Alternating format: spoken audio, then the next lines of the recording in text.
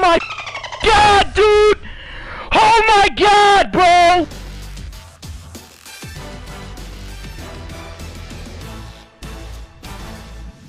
DoomNetJ just broke the world record for the most kills ever out of anybody in a single match, solo, any platform, anything. And to celebrate, we are giving away $100 worth of V-Bucks, as you guys see on the screen right here. Leave a like and a comment with what platform you play on, subscribe to the channel, and you have a chance to win. This is an awesome accomplishment by him, and we just wanted to celebrate with a giveaway to you guys. So good luck to everybody, and enjoy this awesome, epic gameplay by DoomNetJ. All right, guys, so I'm here with the man himself, the man who broke the record for the most kills by a single person in any game on Fortnite, any platform, anything. The man NetJ himself. So how does it feel to be a Fortnite world record holder? Oh man, it feels great, man. It's just the accomplishments are fucking awesome, man. I can't complain, man. So as you guys will probably tell in this video, this isn't just a standard solo gameplay. Like, he's playing solo, no fill, and squad. So he's going against like 4-man squads the entire time as a 1-man team. And this is like a better way to get more kills, right? Basically, more action. Yeah, definitely a lot more action. You know, it's not a lot more passive gameplay. It's a lot more of aggression. Right, so, which makes it more difficult. I mean, obviously playing 1v4 is going to be more difficult. Obviously, the first thing I know people are going to ask is, number one, he's playing on PS4. But number two, what are your settings? Like, people want to know the sensitivity, the ADS, all that stuff. So what do you think works for you, number one, and do you think this is the best for everybody? Well, for number one, I'm going to start off by saying this. My sensitivity for X is 7, same thing as Y. My controller ADS is going to be 48, and so is my scope sensitivity is going to be 40. Now, when it comes to the uncapped frame rate, you're going to have that on. That's what I play on. I play with the uncapped frame rate on. But if you're rocking like the older model, like the PS4 Slim or the older model from that, then the uncapped frame rate would be off. And then the controller sensitivity would be dropped down to 6. Now, I've been rocking with the Slim model for quite some time now before I upgraded to the Pro. And when I upgraded to the Pro, I found out that it can handle the uncapped frame rate. So now I'm rocking X and Y 7s with the uncapped frame rate on. Right, okay, that makes sense. Yeah, the uncapped frame rate, I could tell personally makes a big difference myself too. The game just feels so much better. I love it a lot. He's also got reset building choice on, which is important mainly because I think is so when you go back from not building, like if someone's shooting at you, you can instantly just pull it out and build a wall like in front of you or whatever. If you need to turn around and build a wall, it's like instantly to a wall and maybe not to like a staircase or something like that. That's not going to protect you as easily. Is that right? Yes, that's exactly right. Like, that's why I have the reset building choice on. Because in certain situations when I have the stairs, I can manipulate my build depending on their movement. So if I know somebody's going to be pushing from my left side, all I have to do is just double tap circle, and then my wall will come back up, and I'm able to just wrap around whatever obstacle Get the hell out of my way. around. So yeah, you're right on that, 100%. Right. Yeah, no, that makes sense. So basically, I know there's going to be obviously people of all skill levels watching this. So to start out, I want you to give the people out there, for the beginners, you know, the people who are just maybe picking up the game, they don't have a ton of time played. What are 3 things that you think helped your game from the beginning? Because I think you've been playing this since it came out, basically. What month? Like August or September, maybe? Something around there. I've been playing it way before early access. So before it came out for free, I've been playing it like 2 weeks prior. So if you was able to purchase the game around that time, you was able to play the BR before it was open to the public for free. So what do you think, like, when you first started off, what are like 3 things you found like really helped your gameplay in the beginning? Well, the first thing I'm going to say is it's going to be build. That's going to be the main key aspect. That is the top of the line interactive thing to do in this game. You need to learn how to build. If you do not know how to build, then you're going to be taken advantage of easily. Like, there's certain people that know how to react when someone is building slow, or if you're hurt, you're 4-pointed. What I mean by 4-pointed is if you don't have any shield and you're low off damage, then somebody's going to react on that. So that would be the first key to build. Oh yeah, and one more thing. Let me just jump in real quick. One thing I forgot about the settings is you play on Combat Pro, right? Oh yes, I play on Combat Pro. Okay, so I'll show that on screen too. You guys want to be playing the Combat Pro button layout. That's what he uses as well, and that kind of ties in with the whole like learning to build thing. It'll allow you to build more efficiently, right? Yes, it lets you build efficiently. And the thing is, before the game was released with the Combat Pro update, they had something called Quick Builder. It's the same aspect as Combat Pro, but the only difference is you're able to swap your weapons left to right. Now the thing is that I have my bumpers swapped. So I do not aim with L2, I do not shoot with R2. I aim with L1 and I shoot with R1. I feel like it's more frequent, it's more faster for me to aim with the L1 than pulling down the left lever. Yeah, I agree with you on that too, because when I'm playing Call of Duty, I play the same way, and I actually had forgot that on the PS4 you can do the custom button assignments, since Fortnite doesn't allow you to switch those, but through PS4 you can do the custom button assignments and switch those. So I forgot about that too. I wish I would have got used to that. I'm kind of used to it the other way now, but yeah, that's a good point too. L1 R1's like way more responsive. Yes, it definitely is for me as well. So if we're getting back to like the other three key components, so the first one would be building. The second one is awareness. You have to be aware at all times. When you're playing solos, it's kind of a different groove because of the simple fact that you're spawning in for 1-by-1 teams. It's not like solo squads. For solo squads, a lot of people get edgy because they feel like they got a 3-man stack with them. So it's easier to push, So like that's the second thing for me is awareness. And then the third would be where to land. You have to have a motive when you're dropping in these games. If you're going for high kill games, then you want to go to the highest points of all the action. Like as of right now, the update is Tilted Towers. That's going to be the highest frequent spot to drop and get most of your kills. So if you're playing for kills, go Tilted Towers. If you're playing for wins, I'd rather you go somewhere else. Okay, so actually I have two questions based on that, because this was because I just pretty much started like a month ago, so I remember thinking this. Number one, what do you think like is the best way or the best mode for people first starting out? Should they be doing solos, duos, or squads? Well, if you're just starting out, I'd rather you play solos. But when you play solos, you have to understand you need to play passive. You don't really play that aggressive. In certain situations, it comes situational. You can definitely play passive in certain gunfights, but in most gunfights, you're gonna have to play aggressive to overcome your opponent.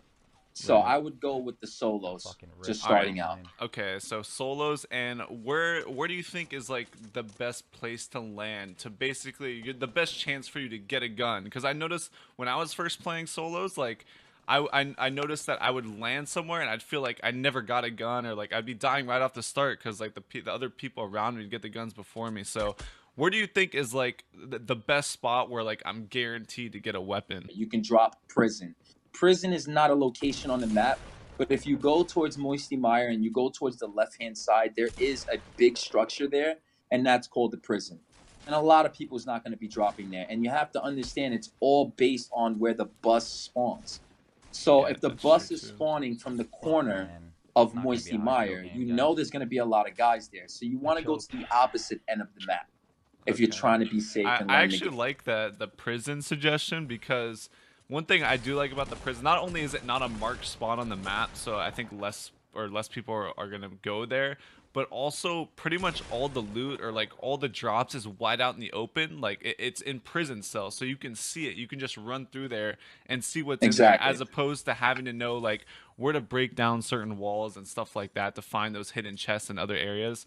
So I like the prison suggestion. I'll show you guys a screenshot on the map what we're talking about, just in case you don't know and you're new. Okay, so we pretty much got the beginners tips out there. So now obviously you're like way better than just a good player at this point. I mean, you're like, I think 4th overall for wins, like out of anybody on any platform. You might be 1st overall for wins on PS4. I just looked at it a couple days ago, so I don't know, it might have changed. But so what got you from like a good player to like a great or an elite player? Like what other steps do you think just elevated your game? Well, the best thing I can tell you guys is don't let it discourage you. When I first started this game, I used to lose a lot. I used to get upset. I used to get frustrated. But you have to understand, you have to lose to gain. You have to lose to learn. I try to tell everybody that comes to the stream, if you're streaming your videos, if you're streaming your gameplay, go back and watch your footage. You can learn a lot from just watching your own footage. Literally, I've I actually used to got a good watch. idea for that too. Not only for Yeah. maybe a series on the Doom channel, but maybe your channel as well. You guys, the subscribers, could send us like a game of yours, and then like you could review and tell people like what they should be doing in certain situations and kind of break it Oh, down that's for them. I think that'd be really helpful, not only for that specific person, but other people too that might feel the same way. oh So exactly. let Like, us don't know in get the me comments wrong. if you think that would be like a good series you guys would be interested in. Like, there was a lot of people that came to my stream that couldn't even average 1 kill, that couldn't get a W. And after watching me play and the tips and the guidance that I give them, and they come back to the stream and they tell me, oh, yo, Neche, I got 8 kills today and I got a W. And I'd be like, yo, that's great. Oh, I got my first umbrella. It makes me happy to see that the progress that I'm doing on my stream and helping others in any way possible. And to see that, it makes me Yeah, if happy. you guys want to go to his stream, he's super responsive to chat. Like you'll definitely be able to get a hold of him. So go to his stream, you can type in chat. Maybe you have a specific question that we're not covering here.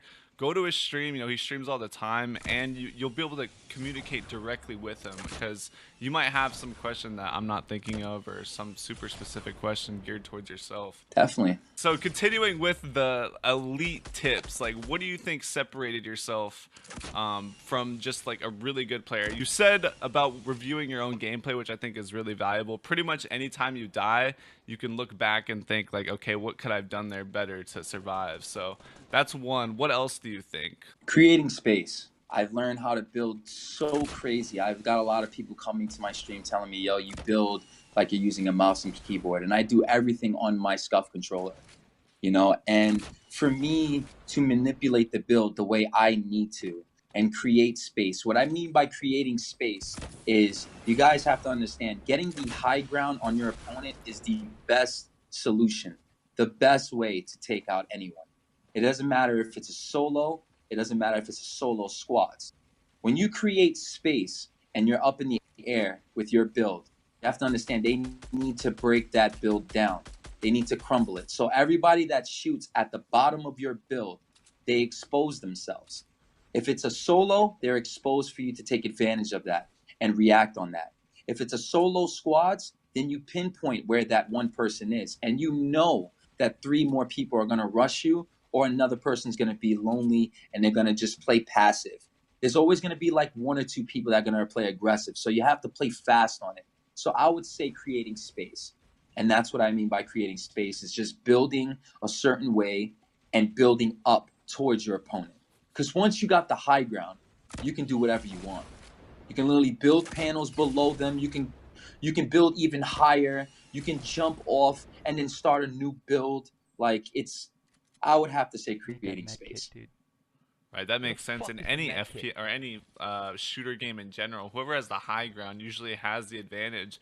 And if you see like these crazy battles between 2 good players, I would say like 90% of the time the person who comes out on top is the guy who's actually physically on top. So that definitely makes sense.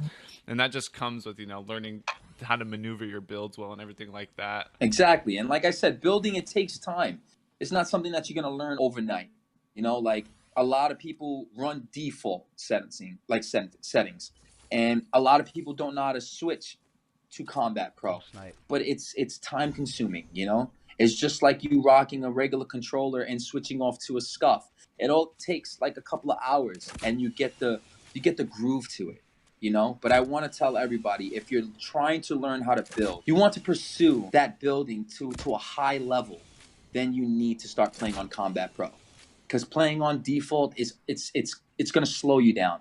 It really is. Yeah, I think that's a really good tip because, like you said, I think most people just turn on the game and just play it how it is. See, they don't think to go through the settings and change that. Exactly. All right, well, I think you probably helped a lot of people, and like I said, if you guys want to check him out he mainly streams on Twitch, but he's getting his YouTube channel started too. So if you want more like insane gameplays or just tip videos in general, definitely go subscribe to his YouTube channel. He's just starting it up right now, so you guys can be one of the first when he blows up. You guys will be one of the first subs, so go check him out there. And of course, like I said, if you have any questions, you can check him out on Twitch as well. The links are in the description, of course. I want them to experience how it was live, so I'm going to leave the ending as is and with your reaction and everything. So thanks for coming on and giving the peeps your point of view and hopefully helping a lot of people out. Anytime, Cold Side. All right, guys. Peace out, man.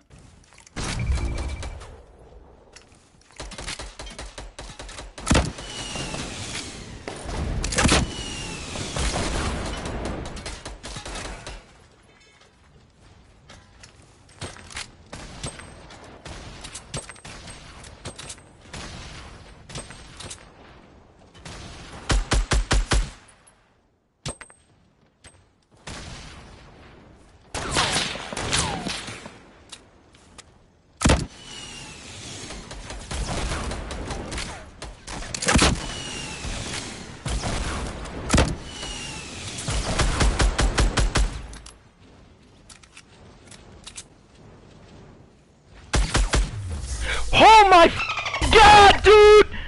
Oh my god, bro! Oh my god, dude!